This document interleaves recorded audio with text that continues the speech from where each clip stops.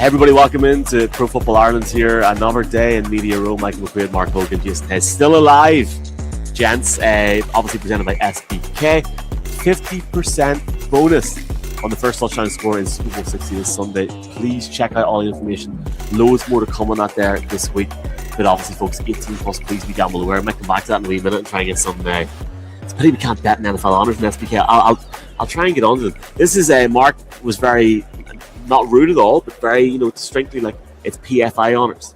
We're not trying to guess who's going to win it. We're going to have it like, why do we need it to be the NFL honors? It's the PFI. It's the ones that we are awarding because we're not, again, trying to guess what's coming up in a little show that has massive intrigue around it because of right now what's going on with the Hall of Fame, which is revealed on the same night. Giving out some of our own awards. I know some people have been starting to bring this forward because it is kind of regular season is the official NFL awards. We can talk about playoffs if we wish and say have they impacted on our thought process. And I think one of the biggest things as well is, Jason, this podcast, we are openly pre-recording last year. I think it's more important for quality than quantity. When you're doing it live, it's more difficult. Look, we want to do as much as we can live, but we want to make sure people are getting as much. And it hopefully means, Michael, we're going to have to. You can figure out how you want to do this as this podcast goes on. We might have a couple of interviews going to be kind of navigated within this podcast, potentially or potentially not. It just depends. So maybe we will awkwardly say, "I'm coming up after this interview." Okay, but for right now, it is being pre-recorded, and I teased this on a Sunday when we were recording either Sundays or Mondays podcast. I did put in kind of a Spotify wrapped approach to this whole thing. So I wanted to come back and talk about this based on the running order. I've determined who we've talked about and least talked about. Again, precursor, week 17 and 18, I wasn't there, so I ignored them. So the majority of teams mentioned just under... Where were you at week 17 and 18? So I was in the dentist week 17. And week 18 was my off week anyway. I have to give digging and. So where were you in the? So I was. Hold on a second. Where were you when you were in Madrid? Oh, sorry, you were in Madrid that week when you missed the podcast. Right, so we all have a few skeletons. All right. I think now it's like if I get the 2 or 3 like in between, it's a long season. Hogan and Hayes starting next week, but it's the Michael Minute will also be. Michael has to do a minute long podcast every day as well. So we're going to be starting every day for the next 7 months. So basically. We can probably get away with saying this now about 5 minutes into or 3 minutes into this, right? This podcast is either going out Wednesday or Thursday, depending on the media party on Tuesday night. And how goosed I'm going to be honest with you, it's planned for Thursday, but even sitting here now when we're recording this, I think this is going out on Wednesday, and I'm going to say no more. So if it's a Wednesday, you're very welcome. To everybody in your car driving to work, thinking these gobshites are talking about that, yeah, we're here, and we hope you enjoy it, folks. So what teams have we not talked about? So I've darkened my screen, so no peeking here. So I do lean forward if you're on the camera. It probably looks a bit more clunky. But okay, the majority of teams got mentioned just under every 2 weeks. So 6 to 8 times if your team was mentioned 6 to 8 times, right? Anyway, I didn't include headache in this. So anyway, the Cardinals famously were mentioned every single week. Jesus. How many times did we actually, whether it was we did a feature on them or did a game preview, how many times did we talk about the Arizona Cardinals? 48 times. Did we talk with them at all? 1? Oh, here. We did 3. Get out with that. We did 3. Now, I can bring up the actual 3 if we want to do that. The teams that we talked about least, do you want to have a guess who it was? I would say maybe the Raiders. Boom. The Browns.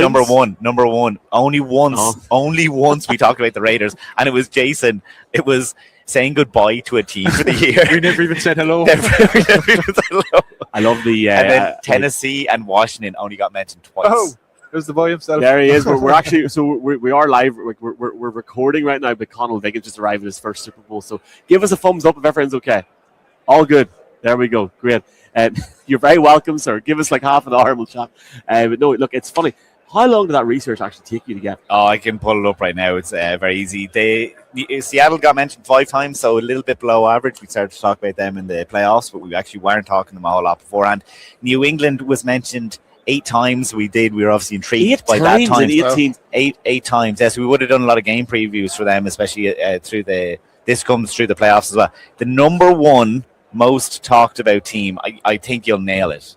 Who was it? It has to be the Cardinals. No, he's never shut up about it. No, there's a team that you did not stop talking about. Oh, Steelers. No. Well, here, now I see where you're going. Broncos? The Colts. Well, Oh, they were of doing course. well. I mean, Jason had a wee song to sing about it We yesterday. spoke about the Colts 11 weeks. We had them on. All of them came in the first 15 weeks. I mean, you have So to. we were you literally have talking to about them. remember. There was one point in late November. I was sitting in an incredible Olympic stadium. Everyone had the flashlights on, and Daniel Jones was literally top of the NFL. I was like, my God, the Colts are going to win the Super Bowl, and then the whole thing went to crap. Yeah. And McAfee was losing his mind. This is our Colts. This is our team.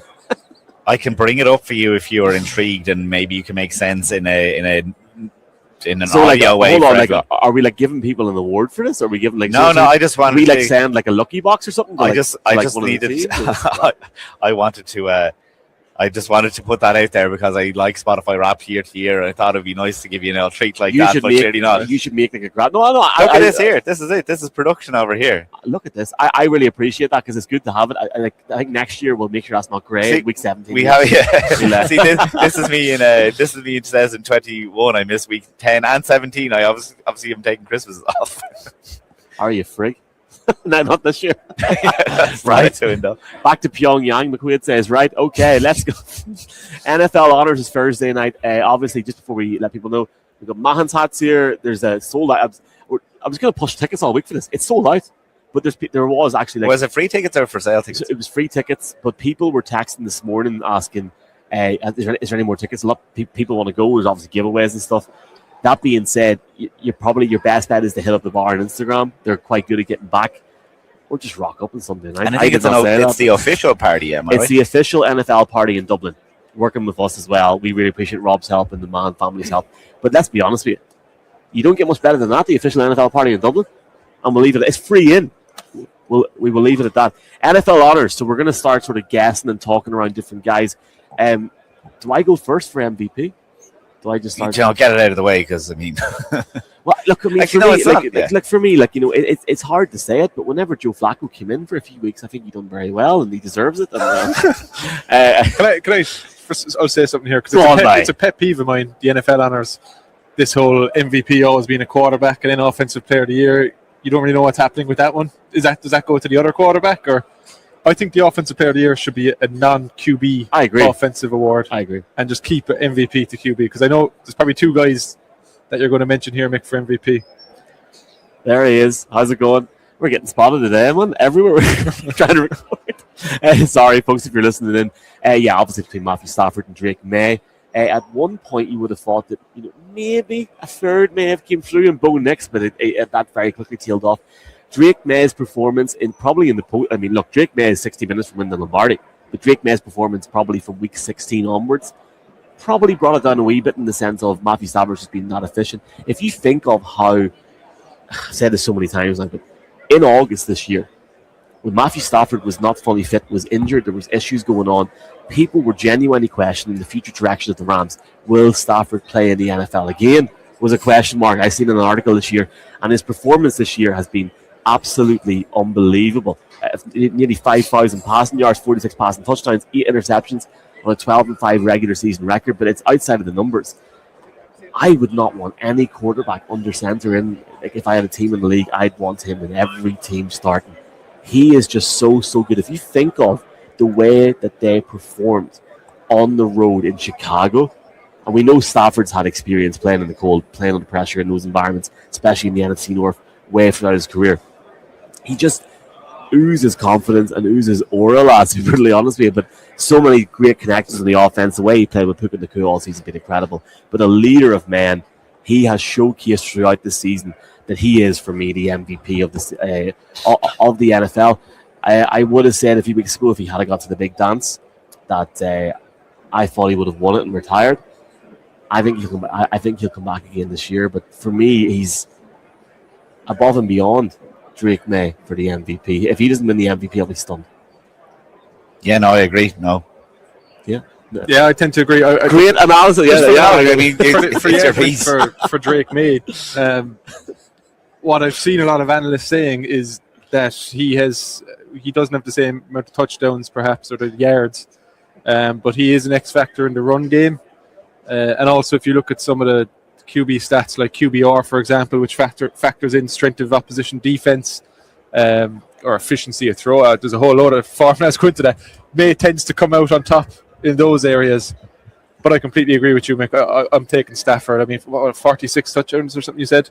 Big dog. And look, it tailed off, but the connection with Devontae Adams middle way through the year, especially in the end zone, or sorry, in the red zone, was just night and day. Like, it was just between them and the rest of the league was just incredible. And don't even forget the fact that 46 there. They still have Kyron Williams and Blake Corum as well. They're that real great combination duo in the run game. So much was going on. It's almost a pity they didn't get to the Super Bowl. But you know, it did feel like this was the year as well, though. Like it really did. It did feel like this was the year for that team. Anyway, it wasn't, and they're not here, so we will move on. Defensive Player of the Year, Mark. I mean, God, I wonder who's going to win this. Yeah, look, another obvious one. Obviously, he's broken the sack record. Everyone knows that he's going to win it an all-time season. Only 8 other players have won the Defensive Player of the Year twice. So he's joining. We're not going to do that to the podcast. But like, let's try and name them, because I mean, you might get some of them that we want to mess not. But like names like JJ Watt, Aaron Donald, Reggie White, Ray Lewis. These are guys that have done it twice. So Myles Garrett, I almost finally does it 2 years in a row, because he goes in every year the favorite to do the award or to win the award. What's really impressive is how he's doing it. Look, he will not go back when all is said and done. We try and compare stats between this guy and this guy. He won't have the same sack numbers. This is kind of a weird thing to say. He has the sack record. He could have even more sacks, except for every team puts so much on him. Like, he is a one-man wrecking machine, even though they're putting 2 and 3 guys on him to go. Like, that is outrageous that he's able to have the level of production that he does when he's commanding that much attention. So we know he's getting it. I'll give, without him, Jason, I hate to say it, a player that the Cardinals could have had, but they tried to pick away instead of taking him, was Will Anderson. Yep. Third in quick pressures this year. Only Garrett was chipped more. First in PFF pass rush win rate. Second in one-on-one pressure rate. It wasn't just in the run, in the pass rush. He was third in run stop percentage off the edge as well. Like, he was a do-it-all player. And then a final honourable mention, Carrick will be getting in later on. Micah Parsons, when he went down, it showed the focus and the energy that was being expended on him by opponents. That when he went down, the team's last 4 games in a row completely changed. Five because of the playoffs as well. So just outrageous that what Micah Parsons was doing there again. I mean, if you want to throw Nick Benito in there, that might be an honorable mention. There was a point where he was on fire. Nick See, I think because the team had so many sacks combined between them, I think that yeah. But if there's a player that this award should be named after, it's becoming the Myles Garrett Award at this point. And it was always the easy thing to do at the preseason podcast. Who's going to win the Defensive Player of the Year? And it was just like, how would he stumble to not get it? And that was kind of happening through injury or otherwise. But well deserved this year. And look, I am one of those people that's like, he's gotten the sack record, but I wish the sack records was done off like a per game basis, because it is a bit slanted that he has the extra game. He didn't get it done within the same number of games. And obviously he said that Aaron Rodgers was they played to not give him the sack record. Good on Rodgers, respecting the history there, unlike Brett Favre at the time. Going on the whole situation with Myles Garrett there, like it's funny to think, like, was it five weeks ago the Steelers were playing the Browns, and you think, God, is he going to get the record against the Steelers? And then the Steelers just completely shut up shop and lost the game just to make sure. It's like, just let him have the record, like sack Rodgers, whatever you want. Division rivalries are all about. Exactly. Jesus, I mean, they left it tight for the week after. But no, look, obviously he superb season. I actually had the chance to meet Myles Garrett in July, and for such a beast, such a unit, a cuddly bear. He was lovely. And then I put a picture up of me meeting him, and people were like, why are you posting this? I thought you used stuff for the Steelers. Like, well, he's a great player. Like, I mean, you have to appreciate greatness. A weird fact that I have is his partner is Chloe Kim, who is a Winter Olympian. If you see her on over the coming weeks now, she's absolutely serious to watch. On what? She does snowboarding, right? So I think it's freestyle snowboarding. Oh, the Winter Olympics. The Winter Olympics is coming up, yeah.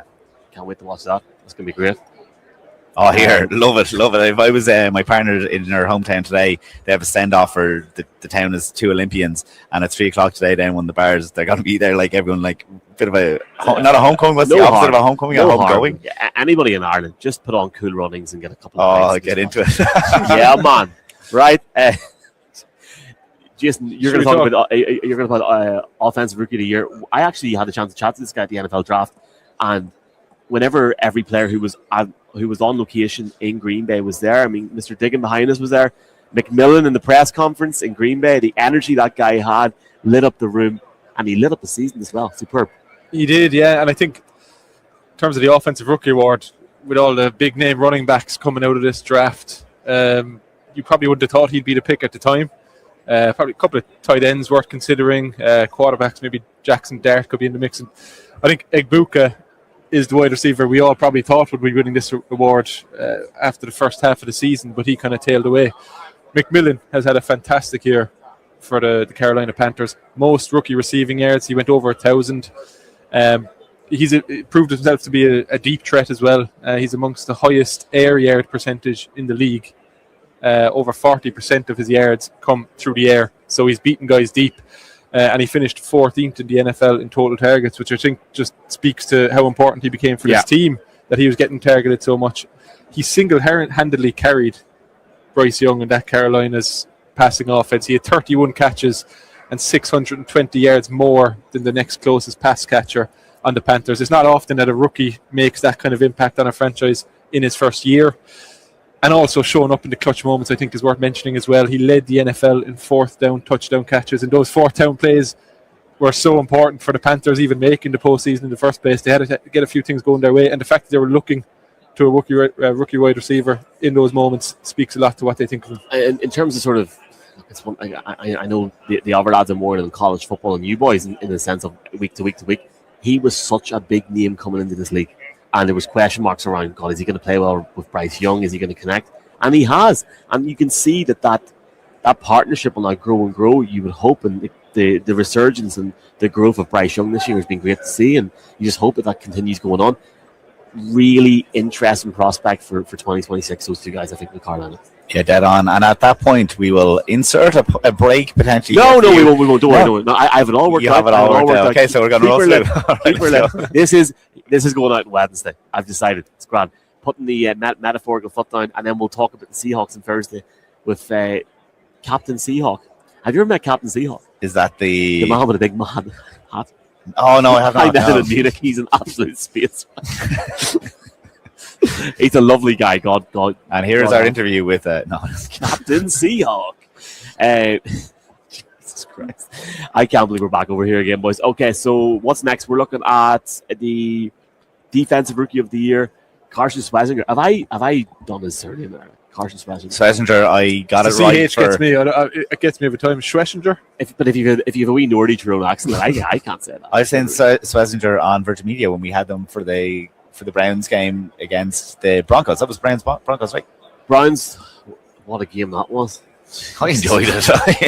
Dylan Gabriel was they were putting something together there. That was the breakout for Quinton Judkins as well. That was a week ran the ball like crazy. That was a week I interviewed Greg Newsom when he got traded 3 days later. Back again next week. He was back in 2 weeks. The Jags. A couple of honorable mentions start off. James Pierce Jr. for the Falcons, and then obviously Emin Worry for the Seahawks, who's playing in the Super Bowl this Sunday. Seriously, Emin Worry is an absolute unit. Like to get drafted in the second round, and I think I said it on off air the other day, but the way that he is what teams have been trying with that hybrid safety role. Like, he plays all over the field. You don't know if he's going to be blitzing. Like, he can be put on the edge almost. Like, he's an absolute dog. And to say that they did it through a pick that they got with Geno Smith is just insane as well. Yeah, it was the Metcalf trade, wasn't it? That they managed. It was the Metcalf. It was the Metcalf trade. So it was a bold move by Schneider to get rid of a guy like Metcalf, but for Emin Worry to come in and prove himself the way he has is just, fantastic move all around. Mm-hmm. For the first time ever this year, I keep messing the button up on our streaming service. So at one point, it comes in like we're sitting both cameras. So give it Bundesliga here. Is that the Bundesliga trophy? Is it? Let's see. Let's see if we can get it down. Get that down to us. I mean, we had a picture of it last year. You remember? We got Club World Cup. Yeah, we got a picture of it last World year. Cup this week. Let's see if we can get it down. Well, Diggin is right there. So if a microphone was muted and we can say, Diggin, go on and get it for us instead of looking blindly into space. We probably could do that. Hold on.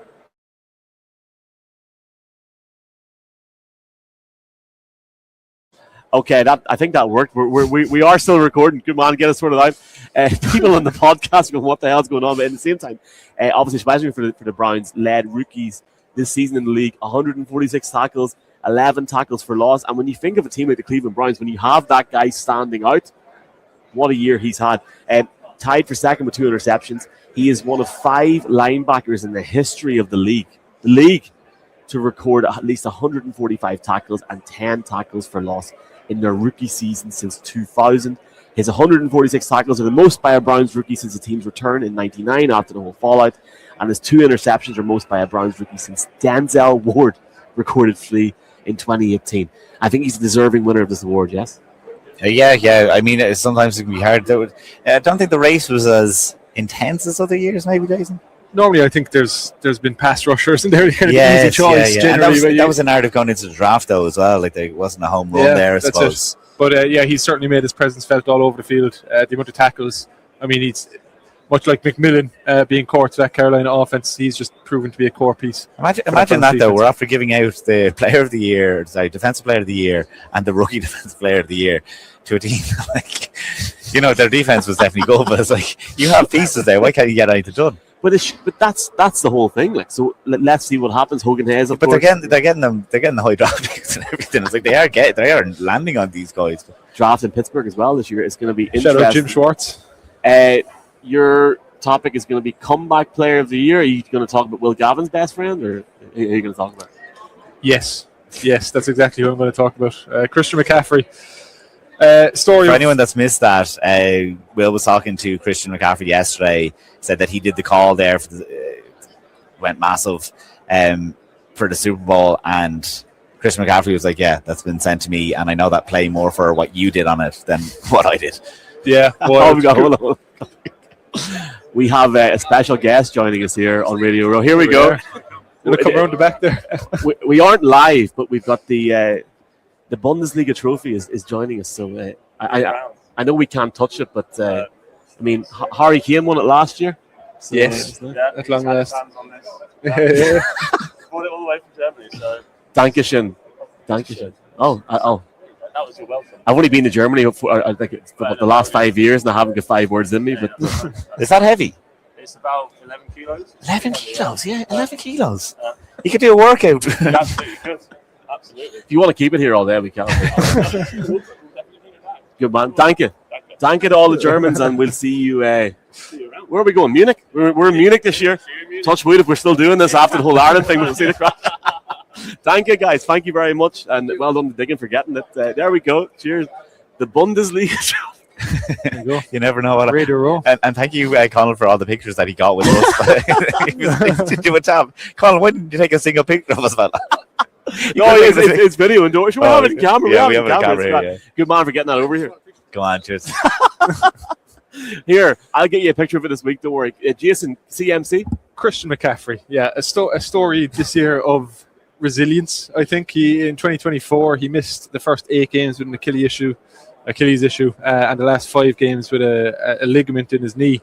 But he bounced back to start all 19 49ers games in 2025. And for a guy who has battled injuries throughout the years, just the sheer amount of usage he had in that offense this year was astounding. Second in the league in scrimmage yards, over 2,100. Third in touchdowns at 17. First in the league in touches. He touched the ball 413 times. And he fell just 76 yards receiving short of his second ever double 1,000 yard season. I think more so than his performance, because he's had better years, let's be real. He only averaged 3.9 yards per carry this year on the ground. But I think why McCaffrey deserves this award this year is how pivotal he was to that 49ers offense and how hard he works to be able to touch the ball that many times. Kyle Shanahan said he commits himself 24 hours a day, 7 days a week to get his body possible to go out there and compete. I've never been around anything like that. He's almost 30 years old now. I hope that doesn't make you feel old, Mark, speaking of midlife crises. But to be that core piece of that offense, I think just proves how valuable he is. And to the 49ers, with the injuries all around him, he was the one part that was left standing, really. That's it. I mean, you presented it in a positive note, but that's actually brutal. If you think of, not that he came back and stuff, and he was struggling with injury, but to have a guy in that, he's such a great player. But to see him, even like not to name drop Will again, but to see him off camera yesterday and how decent he was, that he's a superstar, and you can sense that he was actually quite a nice person. I think says an awful lot about him. We all know like his football's been in his family for generations, but it's great to see him come back and play like that, and you just want to see him continue the ball out year on year. You know, he's made for the city. Like. Yeah, for as long as it lasts. Even if the stadium's half an hour down the road, but that's a whole. Hopefully, it's there's a few years left of it, because we know like the years have a massive effect when you're getting serious usage and all. Like, yeah. Well, hopefully everybody enjoyed our PFI Honours broadcast. Hey, hold on a second. Excuse you. Oh, we've coached of the year, haven't we? Sorry, I'm so sorry. Apologies. Coach of the year. Generally, it goes to the coach of the team with the biggest jump and wins. Like. It's not a rule of thumb specifically, but it's kind of a very general way, a casual way of looking at it. So preseason, the Bears, Patriots, and Seahawks, would you believe the two Super Bowl teams, and I know that has been talked about, the most unlikely Super Bowl matchup in terms of odds betting preseason. The Patriots and Seahawks, 8.5 over-under wins. Obviously, they went off and did 14. But this one is for the ones that say New England's strength of schedule was too easy. I know if you're talking about the official awards or whatever you want, NFL official awards, Mike Vrabel, because of how he's after changing that team around. But I think that you have to look at giving it to Mike McDonald. He took a solid team to another level.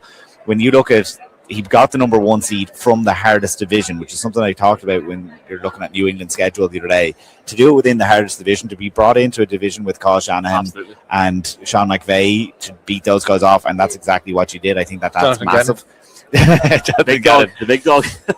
He's going to a Super Bowl beating a defense that the perception is that the defense is what got them there. So when you're in charge of that unit, he called it defense. I thought this was an amazing stat. He called it defense that was better than the Legion of Boom in terms of DVOA, which is obviously containing explosiveness. And when you think that on that team was the likes of obviously Richard Sherman, Earl Thomas, Bobby Wagner, the sum of the parts here is what is really, that speaks to the coaching of it, that it's not that it's Richard Sherman, a Hall of Famer, able to make massive plays. It is that the unit as a whole is being done so well. And then in terms of like an actual like a move that he made, getting rid of Ryan Grubb, I've said this, the offensive coordinator from last year, that's a decision that he said, my team needs something else, and I'm going to go after Clint Kubiak, because Clint Kubiak is what I struggle to play against, that I want to, like, he was a very confident move, and it was a very, I'm committing to what I think football is and what, causes those problems for me. So I think that that's more of a personnel move when you're getting rid of your offensive coordinator, but in terms, I think it all comes under the umbrella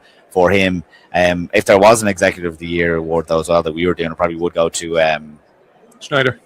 Yeah, John Schneider, the GM for the Seahawks, what they are able to do. We've talked about how they've been nailing the draft picks, and obviously Mike McDonald has been a beneficiary of that. And when we're saying that Sean, the Bills head coach, Sean McDermott's just been gotten rid of because they're talking about like what picks he might have wanted or whatever. I suppose there's a behind the scenes of it too, that these guys are committing to players. And you know what, Mike McDonald was asked about it in front of me yesterday in terms of the draft picks and stuff, and in fairness he did say that's not really my role. I'm only here 2 years. It's not like I've been ingrained in this scouting department yet, so it is an organization wide thing. So that's why I'll bring it back to the specifics of he has led an absolutely phenomenal defense with the Seattle Seahawks and turned it around extremely fast. I think this year more than any, you can't argue with it, Mike McDonald getting chosen, but there's so many options out there this year for Coach Deere, isn't there? You could go the Vrabel direction. If you want to talk about turnaround, you could go Sean Payton, Ben Johnson, Liam Cohn, Kyle Shanahan. If you're going to talk about a guy who got the most out of a team that had so many setbacks, you could make a case either way. And of all the awards, I think this is probably the most open right now. The only ones that don't get it is obviously LaFleur was getting people oh, come on, throw them off, God's sake. There's so few that didn't get, because again, it was that exceptional season. Look at what happened with the Colts, but because it happened earlier on in the year, we're not talking about Shane Steichen anymore. But absolutely, Shane Steichen was hands down the award winner come the end of November. It's just weird how obviously fortunes change and teams get figured out in December. D'Amico Ryans as well, I think, actually deserves a shout for what he did with Texans after their slow start. And that was down to quarterback play. Yeah, that was down to the offense, and he's the defensive side of things. It's just a pity their quarterback couldn't turn it on in New England. He probably, if they had won that game, he probably would be in one of the genuine competition for front runner for that. So time will tell. Let's finish up this week's or this. Michael, that's such a point. I know we're this is less specific to the game, but people say, that was CJ Stroud that just absolutely dumped the bed, really. But if that was Sam Darnold on the weekend, you know, it's happened against New England that like that defense. The defense has to be good for him to throw it or to be picking off the interceptions too. We were going to fit, so obviously thanks to everyone for their picks and their thoughts. If you have any thoughts or if you think we're idiots or don't agree with us, let us know in the comments or on social media, obviously across Instagram, X, TikTok, etc. We're going to finish off this podcast today with an interview. Oh, I liked him coming in the middle of the show. Now I see what you're doing. This is Hey, hold on, they get to touch the trophy. We'll touch it. We're literally live. Those guys got to touch the trophy. So we are His gloves joined. We are going to be joined by an insider. One of the insiders, Tom Pelissero.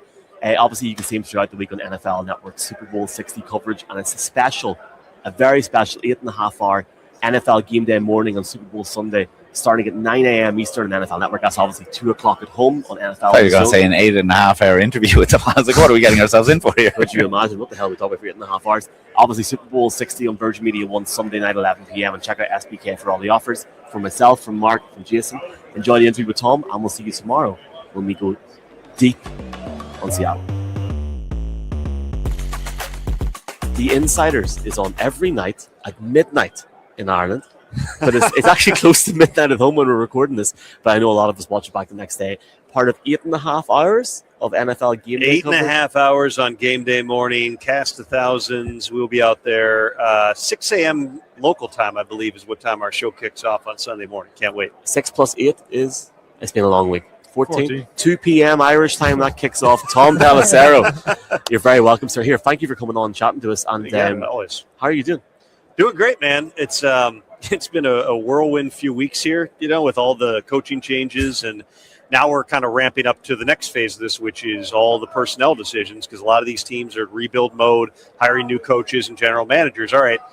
Now comes the decisions, some of them multi-million-dollar decisions on some of these guys, and that'll be what the next few weeks are about. So I wanted to ask you about Mike LaFleur in particular, the last coaching hire in Arizona. Obviously, there's so many coaches now coming from the McVay-Shanahan coaching tree.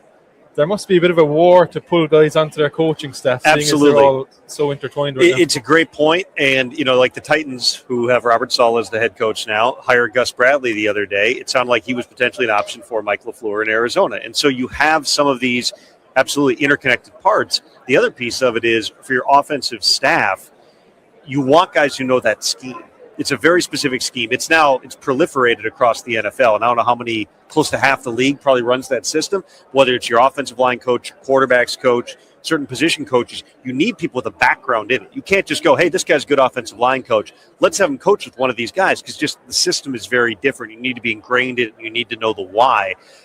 And so, Clint Kubiak, of course, runs a variation of that too. The Kubiak-Shanahan tree continuing on.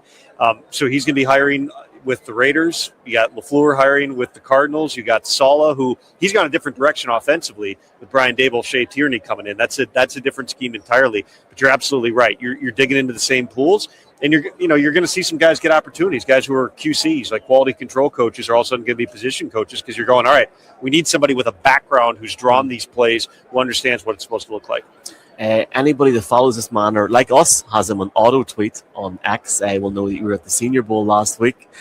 What was that experience like? Because that's one thing we've always wanted to do, but to actually be there and see that. Another one of the insiders. Ian Rappaport walking around. Yeah. That must have been great last week. It looked fantastic. Yeah, it was freezing. It was really cold on game day. I've never worn more layers. I was in New York last week, and I genuinely, I feel like I'm about to die after being there. The whole country's been rough, but I never thought in Mobile I would need the long underwear under the suit with a sweater over it, and then the overcoat on the sideline.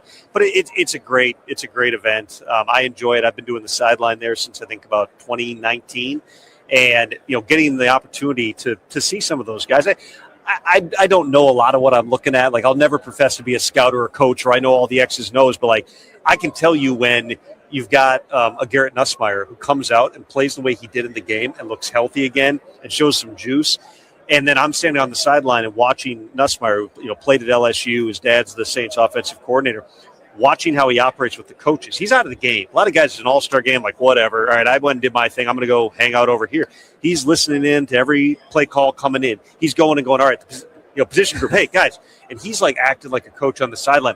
All those things are exactly what scouts and coaches are looking for in those environments. Did you rise to the occasion, under challenging circumstances of you don't know these guys. NFL passing offense is a rhythm, timing, and tempo. You build that with reps. You got 3 practices. Then you go play in a game on national TV on NFL Network. Nussmeier handled that well, and he conducted himself in such a way that in a wide-open quarterback class beyond Fernando Mendoza, who we all expect to go number 1 to the Raiders, Nussmeier, at minimum, helped himself maybe get into the conversation of that next group up, as we're talking about this entire process moving forward over the next 90 days. Obviously, that event is so important for scouts and GMs, as you mentioned, Tom. There was a certain Vikings general manager in attendance at the Senior Bowl as well. I talked to him. Yeah, tell us a bit about the timing of that move as you understand it, Tom. There were kind of rumblings about it within the league for several months that perhaps there were going to be changes there. I think when you're going through a frustrating season like the Vikings were, that tends to get magnified a little bit. But I, like a lot of people, thought once we got 3 weeks after the season that, all right, he's going to get another year. And I thought that even at the end of the season. I didn't think that they were going to make a move now. The one thing with the Wilfs is they always do like an extra round of meetings in the offseason. They predominantly live in New Jersey, and so they'll fly people out, and they'll have meetings, and they'll talk through things. There's not a smoking gun here. There's not he had a fight with Kevin O'Connell, like all this stuff about, it was, uncomfortable in the building, toxic environment, paternity leave, these trades that people are tweeting about that never were considered. It really just boiled down to the Wilfs are very thoughtful. They're very patient, but they want to know that everybody is kind of on the same page in terms of how they move forward. Kevin O'Connell and Kwesi are friends. They never had a personal problem, but they didn't see eye to eye on some things. They had some disagreements. And when you're trying to figure out what you're going to do with your quarterback, how you're going to get your salary cap right side up again, and just the overall plan of how you're going to build this team, that last year their offseason was predominantly signing older players coming off injuries because you can get better value on those, but there's also a risk factor involved. How do we move forward? The Wilfs asked, it seems, the right questions, and they got answers that led them to believe just this group was not going to be able to move forward together. And so Rob Brzezinski will be running everything through the draft. Rob's been in the league for over 30 years. He's been with the Vikings organization longer than practically anybody in the Vikings organization. He predates the Wilfs. He'll be running it, and they'll run a search after the draft here. But Kevin O'Connell, certainly, to the extent that he may have wanted or needed more voice, he will absolutely have that through this free agency in the draft. You mentioned the salary cap there. It's up over $300 million now. Up almost 180 since 2013. That's the wild thing, is just it's grown that much. Yeah. Which, for all the people who ripped the CBA, players should be getting over 50%. It's like, have you watched what's happening with the cap? They're getting 48%. They got all these benefits, and they're clearly drawing a share of all the, the broadcast revenue, gambling revenue. This is how it's a revenue sharing deal. And, they're certainly benefiting it, as are the owners. Everybody's doing well. Do you see, one of the things we all love about the NFL is the levelers, the parity. That something like the salary cap can keep all the teams relatively on the same level, and it allows what we've seen with the Patriots this year, such a quick turnaround. Just your opinion, really. Do you see a scenario where the cap rises to a level where some owners maybe won't be willing to meet it? Well, there's a cap floor, too, and you have to spend to the floor over I believe it's a 4-year rolling average. So it's hard to be underneath that. You're right. That is one of the things that benefits the NFL more than anything, which is it is a cap league. It's not a soft cap. Yes, you can roll money forward, and so you have adjusted cap numbers, but every dollar you spend hits the cap eventually. There's no contract that just doesn't count. There's no mid-level exception, right? There's no kind of, everybody always says cap magic, cap tricks. There aren't any. You can just choose to live in voided years and rolling cap hits into the future because you believe the cap's going to continue to go up. The Saints did that for a long time.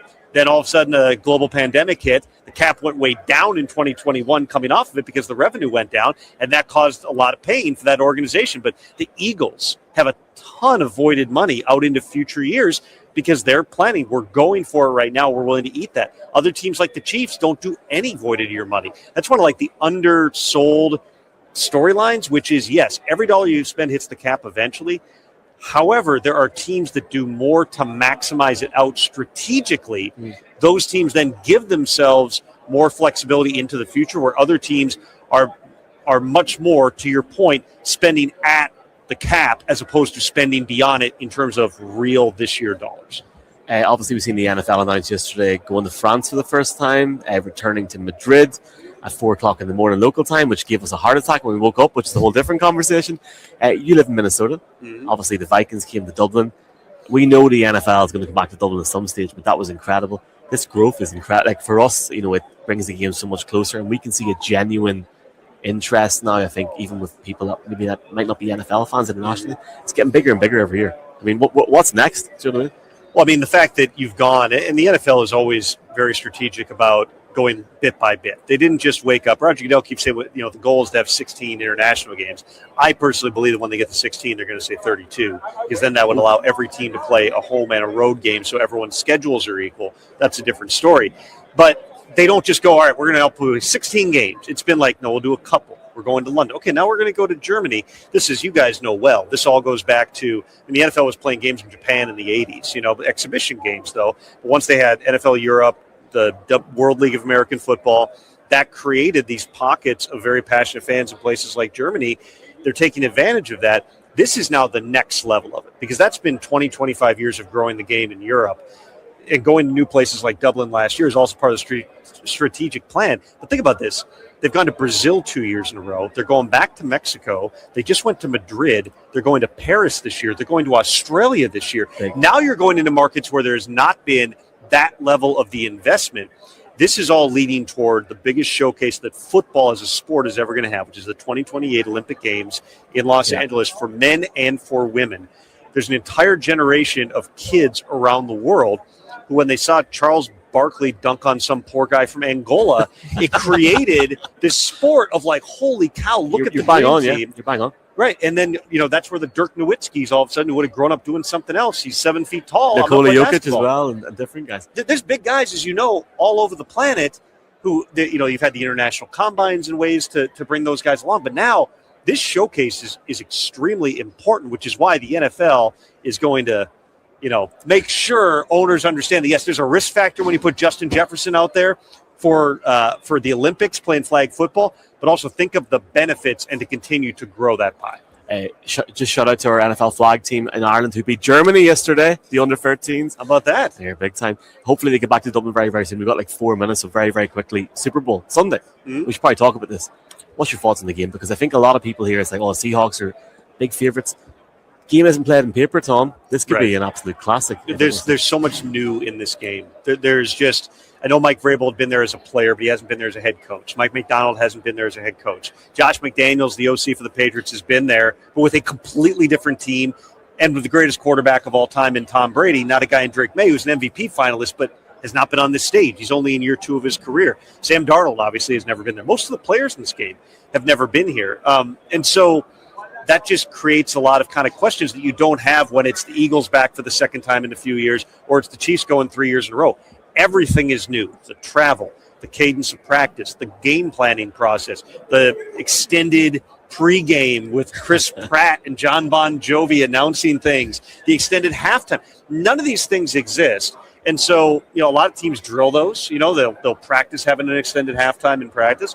To me, a big piece of this game is going to be who can make that initial surge and who can withstand it.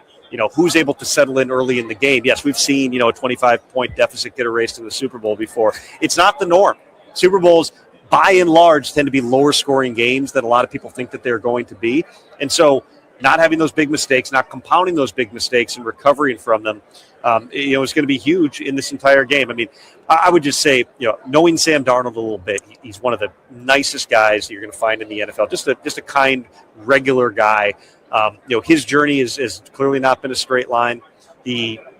Last year he played great with the Vikings until he didn't. In Week 18 in the playoff game, especially Week 18 against Detroit, were not good performances by Sam Darnold. He had some bumps this year, and he needed a few balls to bounce his way the second time against the Rams, but just felt like that relieved some of the pressure on him. We've seen Sam Darnold play at a really high level ever since then.